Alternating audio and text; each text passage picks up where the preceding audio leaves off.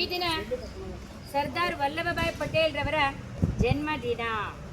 ಅದರ ಮಕ್ಕಳೇ, ನಾನು ನಿನ್ನೆನೇ ಹೇಳಿದ್ದೆ, ಸರ್ದಾರ್ ವಲ್ಲಭಭಾಯ್ ಪಟೇಲ್ ರವರ ಬಗ್ಗೆ ಪ್ರತಿಯೊಂದು ಮಗುನೂ ವಿಷಯವನ್ನು ಪತ್ತೆ ಹಚ್ಚಿ ಅವ್ರ ಬಗ್ಗೆ ಇಲ್ಲಿ ಕೆಲವು ಮಾಹಿತಿಗಳನ್ನು ತಂದು ಇಲ್ಲಿ ಮಂಡಿಸಬೇಕು ಅಂತ ಹೇಳಿದ್ದೇ ಇಲ್ವಾ? ಅದರಲ್ಲಿ ಎಷ್ಟು ಜನರಿಗೆ ಕಾಳಜಿ ಇದೆ, ಶ್ರದ್ಧೆ ಇದೆ ಆ ವಿಷಯದ ಬಗ್ಗೆ, ಆ ವ್ಯಕ್ತಿಯ ಬಗ್ಗೆ. ಯಾತಕ್ಕೋಸ್ಕರ ಇವತ್ತು ಏಕತಾ ದಿನವನ್ನಾಗಿ ಆಚರಿಸ್ತಾ ಇದ್ದಾರೆ ಅದರ ಬಗ್ಗೆ ಯುವ ಪೀಳಿಗೆ, ನೀವು ಚಿಕ್ಕಂದಿನಲ್ಲೇ ಆ ಒಂದು ಮೊಳಕೆ ಅಂತಕ್ಕಂಥದ್ದು ಚಿಕ್ಕದರಲ್ಲೇ ಕಾಣುತ್ತೆ. ಇದು ಯಾವ ಫಲ ಭೋಗವಾಗಿ ಬರ್ತಾ ಇದೆ ಮೊಳಕೆ ಅಂತ ಅಲ್ಲ, ಅದು ಸಣ್ಣದಾಗಿ ಕಂಡ್ರೆ ಅಯ್ಯೋ ಏನು ಬೆಳೆಯುತ್ತಪ್ಪ ಅಂತೀವಿ.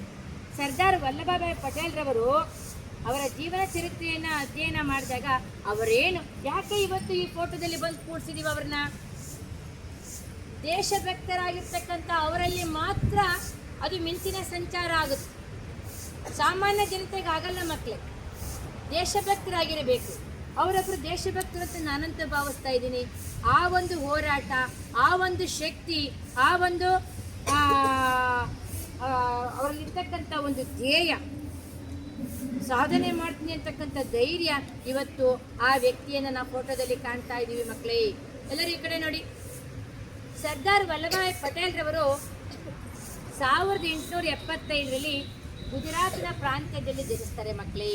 ಎಲ್ಲಿ ಜನಿಸ್ತಾರೆ? ಗುಜರಾತ್ ಅಂತಕ್ಕಂಥ ಪ್ರಾಂತ್ಯದಲ್ಲಿ ಜನಿಸ್ತಾರೆ. ಅವರು 5 ಜನ ಗಂಡು ಮಕ್ಕಳು, ಅದರಲ್ಲಿ ಇವರು 4ನೇಯವರಾಗಿ ಜನಿಸ್ತಾರೆ. ಮತ್ತು ಇವರು ಶಿಕ್ಷಣ ತಜ್ಞರು ಅಂತ ಹೇಳ್ಬೋದು. ಯಾಕೆ ಅಂತಂದರೆ ಅಷ್ಟು ಆಸಕ್ತಿ ಅಂತೆ ಅವರು ಓದಿನಲ್ಲಿ. ನೋಡಿ, ಪ್ರತಿಯೊಬ್ಬರ ಜೀವನದಲ್ಲೂ ಒಂದು ಕಥೆ ಇರುತ್ತೆ. ಅವರು ಲಾ ಮಾಡಿರ್ತಾರೆ, ಬ್ಯಾರಿಸ್ಟರ್ ಅಂತಕ್ಕಂಥ ಪದವಿಯನ್ನು ಪಡಿಬೇಕು ಅಂತಕ್ಕಂಥ ಗುರಿ ಅವ್ರು ಇಟ್ಕೊಂಡಿರ್ತಾರೆ. ಆದರೆ ಮನೆಯಲ್ಲಿ ಸ್ವಲ್ಪ ಕಷ್ಟ ಇರುತ್ತೆ. ಅವ್ರ ಅಣ್ಣರಾಗಿರ್ತಕ್ಕಂಥವ್ರು, ನಾನು ಮಾಡ್ಕೊಂಬರ್ತೀನಿ ಕಣ, ನನಗಿನ್ನ ಚಿಕ್ಕವನಲ್ವ ನೀನು ಆಮೇಲೆ ಮಾಡು ಅಂತ ಹೇಳ್ತಾರೆ. ಆದರೆ ಇಬ್ಬರನ್ನೇ ಏಕಕಾಲದಲ್ಲಿ ಓದಿಸ್ಲಿಕ್ಕೆ ಕಷ್ಟ ಆಗುತ್ತೆ ಅವರಿಗೆ. ಇವರು ತನ್ನ ಅಣ್ಣನಿಗೆ ಒಂದೊಂದೇ ಕಾಸನ್ನು ಕೂಡಿಟ್ಟು ದಿನ ಕಳಿಸ್ತಾ ಇರ್ತಾರೆ ಬ್ಯಾರಿಸ್ಟರ್ ಪದವಿಗೆ. ಮಕ್ಕಳೇ, ಚಿಕ್ಕ ವಯಸ್ಸಿನಿಂದಲೇ ಅವರು ದೇಶಭಕ್ತರು, ಹೋರಾಟಗಾರರು.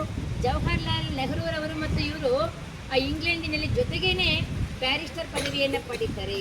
ಏನು ಬ್ಯಾರಿಸ್ಟರ್ ಪದವಿ ಅಂದರೆ ಏನಪ್ಪ ಅಂತಂದರೆ, ಲಾ ಓದ್ತಾರಲ್ಲ, ನ್ಯಾಯಾಧೀಶರಾಗ್ತಾರೆ. ಆದರೆ ಅತ್ಯುನ್ನತ ನ್ಯಾಯಾಧೀಶದ ಪದವಿಯನ್ನು ಪಡಿಬೇಕು ಅಂತಂದರೆ ಬ್ಯಾರಿಸ್ಟರ್ ಪದವಿಯನ್ನು ಪಡ್ಕೊಂಡು ಬರಬೇಕಾಗತ್ತೆ. ಅವರು ಮದುವೆ ಆಗಿರ್ತಕ್ಕಂಥ ಹೆಂಡತಿ, ಇವರ ಮಕ್ಕಳು 2-4 ವರ್ಷದವರಿದ್ದಾಗಲೇ ಹೆಂಡತಿ ಸತ್ತೋಗ್ಬಿಡ್ತಾರೆ, ಹೆಂಡತಿ ಕಳ್ಕೊಂಡ್ಬಿಡ್ತಾರೆ. ಆಗ ಎಷ್ಟು ನೊಂದ್ಕೊಂತಾರೆ ಗೊತ್ತಾ? ಅವರ ಗುರಿ ಏನಿತ್ತು? ಏನಾದರೂ ಸಾಧನೆ ಮಾಡಬೇಕು ಜೀವನದಲ್ಲಿ.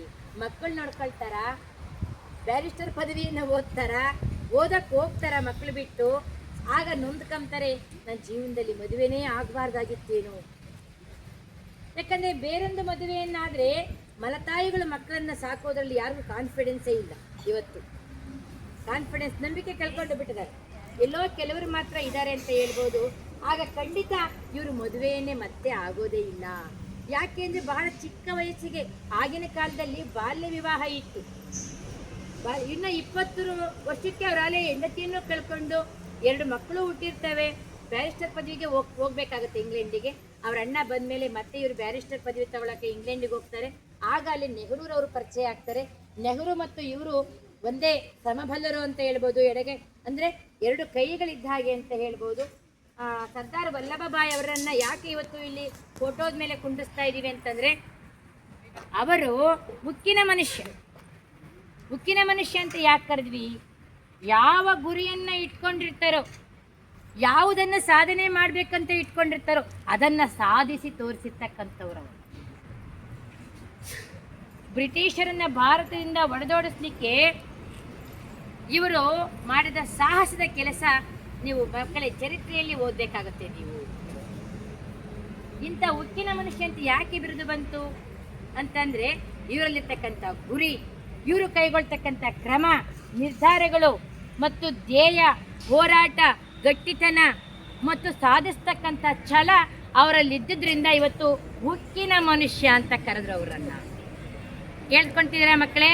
ಅಲ್ಲಿ ಕೇಳ್ತಾ ಇಲ್ಲ, ನೀನೇನು ಮಾಡ್ತೀಯ ಅಂತ ನಾನು ನೋಡ್ತಾ ಇದ್ದೀನಿ. ಉಕ್ಕಿನ ಮನುಷ್ಯ ಅಂತ ಯಾಕೆ ಕರೆದ್ರು ಅಂತ ಯಾರಾದರೂ ಕೇಳಿದಾಗ ಹೇಳ್ಬೇಕು ತಾನೆ.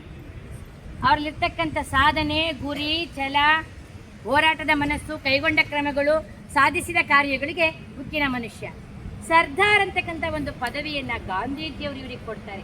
ಇವರಿಗೆ ಮುಂಚೆ ಸರ್ದಾರ್ ಅಂತ ಇರಲ್ಲ, ಬರ ವಲ್ಲಭಭಾಯಿ ಪಟೇಲ್ ಅಂತ ಇವರು. ಸರ್ದಾರ್ ಅಂತಕ್ಕಂಥ ಪದವಿ ಹೆಂಗ್ ಬಂತು ಅಂದರೆ, ಗಾಂಧೀಜಿಯವರು ಇವರನ್ನು ನೋಡಿ ಗುರುತಿಸಿ, ನೀನು ಒಬ್ಬ ಸರದಾರ ಅಂದರೆ ಮುಖ್ಯ ವ್ಯಕ್ತಿ, ಪ್ರಮುಖ ವ್ಯಕ್ತಿ, ಗುರುತಿಸ್ಕೊಳ್ತಕ್ಕಂಥ ವ್ಯಕ್ತಿ, ಮೇರು ವ್ಯಕ್ತಿ, ಹೋರಾಟದಲ್ಲಿ ಮುಂಚೂಣಿಯಾಗಿ ನಿಂತಿರ್ತಕ್ಕಂಥ ವ್ಯಕ್ತಿ, ನಂಬರ್ 1 ವ್ಯಕ್ತಿ ಅಂತಕ್ಕಂಥ ವಿಚಾರಕ್ಕೆ ಸರ್ದಾರ್ ಅಂತಕ್ಕಂಥ ಪದವಿಯನ್ನು ಗಾಂಧೀಜಿಯವರು ಅವರಿಗೆ ಕೊಟ್ಟಾಗ ಆಗ ಸರ್ದಾರ್ ವಲ್ಲಭಭಾಯಿ ಪಟೇಲ್ ಅವರು ಇವರು ಆಗ್ತಾರೆ. ಮಕ್ಕಳೇ, ಎಷ್ಟು ಹೇಳಿದ್ರು ತೀರದು ಇವರಲ್ಲಿರ್ತಕ್ಕಂಥ. ನಾವೀಗಾಗಲೇ ಪ್ರತಿಜ್ಞಾ ವಿಧಿಯಲ್ಲಿ ವಿಷಯವನ್ನು ಹೇಳಿದ್ದೀನಿ. ನಮ್ಮ ಇವತ್ತು ಸರ್ದಾರ್ ವಲ್ಲಭಭಾಯಿ ಪಟೇಲ್ ಅವರ ಪ್ರತಿಮೆಯನ್ನೇ ಇವತ್ತು ಮಾಡಿ ನಿಲ್ಲಿಸಿದ್ದಾರೆ. ಯಾರು? ನಮ್ಮ ಮೋದಿಯವರು. ಅವರ ಬಗ್ಗೆ ಒಂದು 2 ನುಡಿಯನ್ನು ಮಾತನಾಡಿದ್ದೀನಿ. ಹೆಚ್ಚಿನ ನುಡಿಯನ್ನು ನಮ್ಮ ವಿದ್ಯಾರ್ಥಿಗಳಿಗೆ ಅಣಿಗೊಳಿಸಿದ್ದೀನಿ.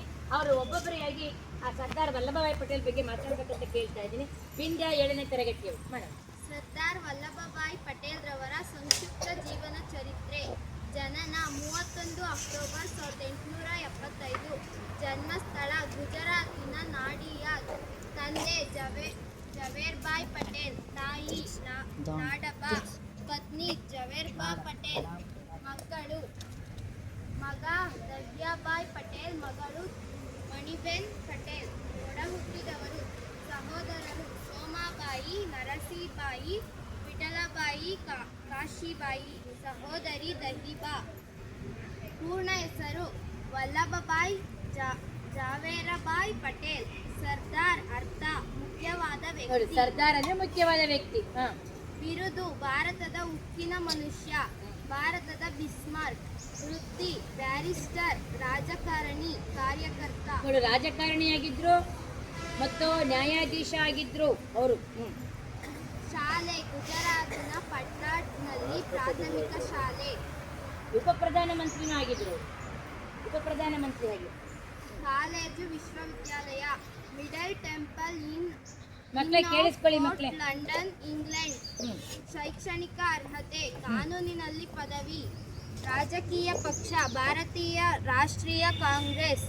ಗೌರವ ಪ್ರಶಸ್ತಿಗಳು 1990. ನೋಡಿ ಮಕ್ಕಳೇ, 1991ರಲ್ಲಿ ಸರ್ದಾರ್ ವಲ್ಲಭಭಾಯಿ ಪಟೇಲ್ ಅವರಿಗೆ ಮರಣೋತ್ತರವಾಗಿ ಭಾರತ ರತ್ನ ಪ್ರಶಸ್ತಿ ಬರುತ್ತೆ. ಬರಲಿ ಒಂದು ದೊಡ್ಡ ಚಪ್ಪಾಳೆ ಅವರಿಗೆ. ಭಾರತ ರತ್ನ ಪ್ರಶಸ್ತಿಯನ್ನ ಸರ್ಕಾರ ಮರಣೋತ್ತರವಾಗಿ ಕೊಡುತ್ತೆ. ಖಂಡಿತ 1991ರಲ್ಲಿ ಭಾರತ ರತ್ನ.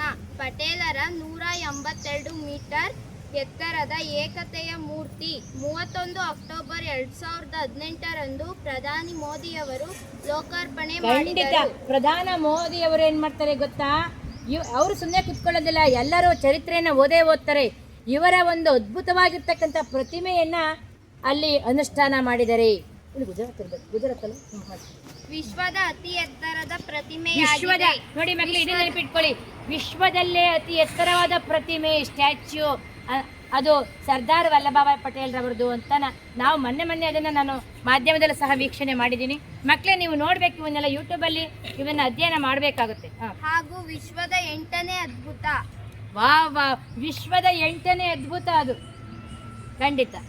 ನಿಧನ 15 ಡಿಸೆಂಬರ್ 1950. ನಿಧನ ಸ್ಥಳ ಬಾಂಬೆ, ಈಗಿನ ಮುಂಬೈ. ನಿಧನಕ್ಕೆ ಕಾರಣ ಹೃದಯಾಘಾತ. ಅವರ ಜೀವನ ಚರಿತ್ರೆಯನ್ನ ಚಿಕ್ಕದಾಗಿ ಚೊಕ್ಕದಾಗಿ ಹೆಕ್ಕಿ ಬಂದು ಇಲ್ಲಿ ಮಂಡಿಸಿರ್ತಕ್ಕಂಥ ಆ ಬಿಂದ್ಯಾಳಿಗೆ ಬರಲಿ ಒಂದು ಚಪ್ಪಾಳೆ. ನೆಕ್ಸ್ಟ್ ನೀನು ಹುಡುಗ ಯಾರಾದರೂ ಸೇಮ್ ಇದೆಯಾ? ಇನ್ನ ಬರ ಎಲ್ಲರೂ ಸಹ ಹೇಳ್ತಕ್ಕಂಥದ್ದನ್ನ ಸರ್ದಾರ್ ಪಟೇಲ್ ಎಂದೇ ಕರೆಯಲ್ಪಡುವ ಭಾರತದ ಪ್ರಮುಖ ಫಸ್ಟಿನ ಹೆಸರು ಪರಿಚಯ ಮಾಡಿಕೊಂಡ ಹೇಳ್ಬೇಕು. ನನ್ನ ಹೆಸರು ಮನೋಜ್. ಹೇಳು. ನನ್ನ ಹೆಸರು ಮನೋಜ್. ನಾನು 7ನೇ ತರಗತಿಯಲ್ಲಿ ಓದುತ್ತಿದ್ದೇನೆ. ನಾನು ಹೇಳುವ ವಿಷಯ ಸರ್ದಾರ್ ವಲ್ಲಭಭಾಯ್ ಪಟೇಲ್ ಜೀವನ ಚರಿತ್ರೆ. ಖಂಡಿತ. ಸರ್ದಾರ್ ಪಟೇಲ್ ಎಂದೇ ಕರೆಯಲ್ಪಡುವ ಭಾರತದ ಪ್ರಮುಖ ರಾಜಕೀಯ ವ್ಯಕ್ತಿಗಳಲ್ಲೊಬ್ಬರು. ವಲ್ಲಭಭಾಯ್ ಪಟೇಲ್ ಅಕ್ಟೋಬರ್ 31, 1875ರಲ್ಲಿ ಗುಜರಾತಿನ ನಾಡಿಯಾದ್ನಲ್ಲಿ ಜನಿಸಿದರು. ಇವರ ತಂದೆ ಜುವೇರ್ ಬಾಯ್, ತಾಯಿ ಲಡಾಬಾ. ಇವರ 4ನೆಯ ಮಗುವೇ ಸರ್ದಾರ್ ಪಟೇಲ್. ಅವರು ಭಾರತದ ಪ್ರಪ್ರಥಮ ಉಪ ಪ್ರಧಾನಮಂತ್ರಿ ಹಾಗೂ ಗೃಹ ಸಚಿವರಾಗಿದ್ದರು. ಅವರೊಬ್ಬ ವಕೀಲರು ಹಾಗೂ ಭಾರತೀಯ ರಾಷ್ಟ್ರೀಯ ಕಾಂಗ್ರೆಸ್ನ ಹಿರಿಯ ಮುಖಂಡರಾಗಿದ್ದರು. ಭಾರತೀಯ ಕಾಂಗ್ರೆಸ್ನ ಹಿರಿಯ ಮುಖಂಡರಾಗಿರ್ತಾರೆ ಪಟೇಲ್ ರವರು ಅಂತ. ನೀನ್ ಈ ಕಡೆ. ಸ್ವಾತಂತ್ರ್ಯಕ್ಕಾಗಿ ನಡೆದ ಹೋರಾಟದಲ್ಲಿ ಭಾರತದ ಗಣರಾಜ್ಯದ ಸ್ಥಾಪನೆ ಮತ್ತು ಸ್ವತಂತ್ರ ರಾಷ್ಟ್ರದೊಳಗಿನ ಏಕೀಕರಣದಲ್ಲಿ ಬಹುಮುಖ್ಯ ಪಾತ್ರ ನಿರ್ವಹಿಸಿದರು.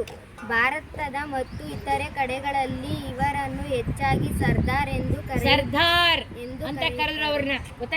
ಇದರರ್ಥ ಹಿಂದಿ, ಉರ್ದು ಮತ್ತು ಪರ್ಷಿಯನ್ ಭಾಷೆಯಲ್ಲಿ ಮುಖ್ಯವಾದ ವ್ಯಕ್ತಿ. ಸರ್ದಾರ್ ಅಂದ್ರೆ ಏನು? ಮುಖ್ಯವಾದ ವ್ಯಕ್ತಿ. 1947 ಇಂಡೋ ಪಾಕಿಸ್ತಾನ ಯುದ್ಧದ ಅವಧಿಯಲ್ಲಿ ಇವರು ಭಾರತೀಯರು ಸೈನ್ಯದ ಕಮಾಂಡರ್ ಇನ್ ಚೀಫ್ ಆಗಿ ಸಹ ಕಾರ್ಯನಿರ್ವಹಿಸಿದರು. ಭಾರತಕ್ಕೂ ಮತ್ತು ಪಾಕಿಸ್ತಾನಕ್ಕೂ ಯುದ್ಧ ಆಗ್ತಕ್ಕಂಥ ಸಂದರ್ಭದಲ್ಲಿ ಇವರು ಸೈನ್ಯದ ಕಮಾಂಡರ್ ಆಗಿರ್ತಾರೆ. ಇವರು ಕೈಗೊಂಡ ಕಟು ನಿರ್ಧಾರಗಳಿಂದ ಇವರಿಗೆ ಉಕ್ಕಿನ ಮನುಷ್ಯ ಅಥವಾ ಲೋಹ ಪುರುಷ ಎಂದು ಬಿರುದು ಪ್ರಜಾಮಾನಸದಲ್ಲಿ ದೊರೆತಿದೆ. ಖಂಡಿತ. ನೋಡಿ, ಉಕ್ಕಿನ ಮನುಷ್ಯ ಅಂತ ಇವರಿಗೆ ಬಿರುದು ಬಂತು. ಯಾಕೆ? ಕಡಾಖಂಡಿತ ನಿರ್ಧಾರ ಕೈಗೊಳ್ಳುವ ಕೆಲಸ ಮಾಡ್ತಕ್ಕಂಥ ಕಾರ್ಯವೈಖರಿಯಲ್ಲಿ ಇವರಿಗೆ ಉಕ್ಕಿನ ಮನುಷ್ಯ ಅಂತ ಬಿರುದು ಬಂತು. ಯಾರು ಹೇಳ್ತೀರಿ ಮತ್ತೆ? ಬರಪ್ಪ, ವಿನೋದ್ ಗೌಡ. ಸೇಮ್ ಇದೆ, ಸ್ವಲ್ಪ ಪರಿಚಯ ಮಾಡಿ. ನನ್ನ ಹೆಸರು ಕಲ್ಪನಾ. ನಾನು 7ನೇ ತರಗತಿಯಲ್ಲಿ ಓದುತ್ತಿದ್ದೇನೆ. ಸರ್ದಾರ್ ವಲ್ಲಭಭಾಯ್ ಪಟೇಲ್ ರವರ ಜೀವನ ಚರಿತ್ರೆ. ಸರ್ದಾರ್ ವಲ್ಲಭಭಾಯ್ ಪಟೇಲ್ ರವರು 31 ಅಕ್ಟೋಬರ್ 1875ರಂದು ಗುಜರಾತಿನ ನಾಡಿಯಾದ್ ನಗರದಲ್ಲಿ ಜನಿಸಿದರು.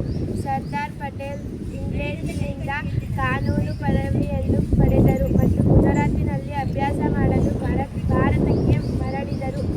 ಅವರು ಬ್ರಿಟಿಷ್ ಸರ್ಕಾರದ ವಿರುದ್ಧವಾಗಿದ್ದರು ಮತ್ತು ಅವರು ನೀಡಿದ ಎಲ್ಲ ಹುದ್ದೆಗಳನ್ನು ನಿರಾಕರಿಸಿದರು. ಪಟೇಲ್ 1891ರಲ್ಲಿ ಜವೇರ್ಬಾ ಪಟೇಲ್ ಅವರನ್ನು ವಿವಾಹವಾದರು ಮತ್ತು ಅವರಿಗೆ 2 ಮಕ್ಕಳಿದ್ದರು. ನೋಡಿ, ಅವರಿಗೆ 2 ಮಕ್ಕಳಿರ್ತಾರೆ.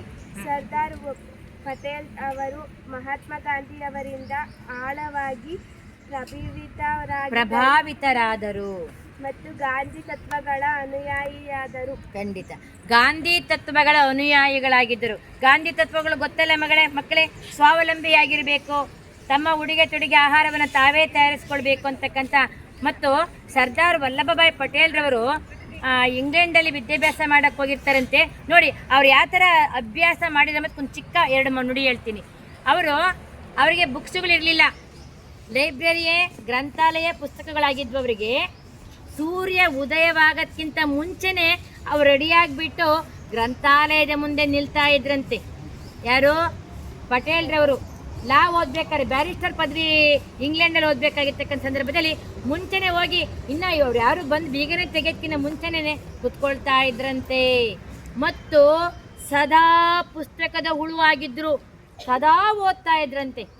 ಸದಾ ಓದಿ ಬ್ಯಾರಿಸ್ಟರ್ ಪದವಿಯನ್ನು ತೆಗೆದುಕೊಂಡು ಬಂದರು. ಜವಾಹರ್ಲಾಲ್ ನೆಹರೂರವರು ಸಹಪಾಠಿಗಳಾಗಿ ಅವ್ರ ಜೊತೆಗೆ ಓದ್ತಾ ಇದ್ರು.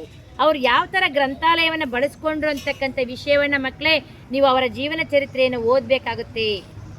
ಯಾಕೆಂದರೆ ಪ್ರತಿಯೊಬ್ಬ ಮಹನೀಯರ ಚರಿತ್ರೆಯನ್ನು ಓದಿದಾಗಲೇ ನಮಗೆ ನಮ್ಮ ಒಂದು ಚಿಕ್ಕ ಮಕ್ಕಳು ಅವರ ನಡೆಗೆ ಹೋಗ್ಲಿಕ್ಕೆ ಸಾಧ್ಯ ಅಂತ ಹೇಳ್ತಿದ್ದೀನಿ. ಅವರ ಒಂದು 5-6 ಒಳ್ಳೆಯ ಗುಣಗಳನ್ನು ನಾವು ಕಲ್ತ್ಕೊಂಡ್ರೆ, ಒಬ್ಬೊಬ್ಬರಲ್ಲಿ 5 ಗುಣಗಳನ್ನು ಕಲ್ತ್ಕೊಂಡ್ರೆ ಎಷ್ಟಾಗುತ್ತೆ ಹೇಳ್ರಿ? ಸರ್ವಜ್ಞನೆಂಬುವನು ಗರ್ವದಿಂದ ಆದವನಲ್ಲ, ಸರ್ವರೊಂದೊಂದೊಂದು ನುಡಿಯ ಕಲಿತು ವಿದ್ಯೆಯ ಪರ್ವತವೇ ಆದ ಸರ್ವಜ್ಞ ಅಂತ ಹೇಳ್ತಾ ಈ ಒಂದು ಚಿಕ್ಕ ಕಾರ್ಯಕ್ರಮವನ್ನು ಬಹಳ ಚಕ್ಕಟವಾಗಿ ನಡೆಸಿಕೊಟ್ಟಿರ್ತಕ್ಕಂಥ ಶಾಲಾ ಮಕ್ಕಳಿಗೆ ಹೃತ್ಪೂರ್ವಕವಾದ ಅಭಿನಂದನೆಗಳನ್ನು ಸಲ್ಲಿಸಿ ಮತ್ತು ನಾನು ಇಲ್ಲಿಗೆ ಬಿಡೋದಿಲ್ಲ. ಪ್ರತಿಯೊಬ್ಬರು ಸಹನ ಅವರ ಚರಿತ್ರೆಯನ್ನು ಬರ್ಕೊಂಡು ಬನ್ನಿ ಅಂತ ಹೇಳಿದ್ದೀನಿ.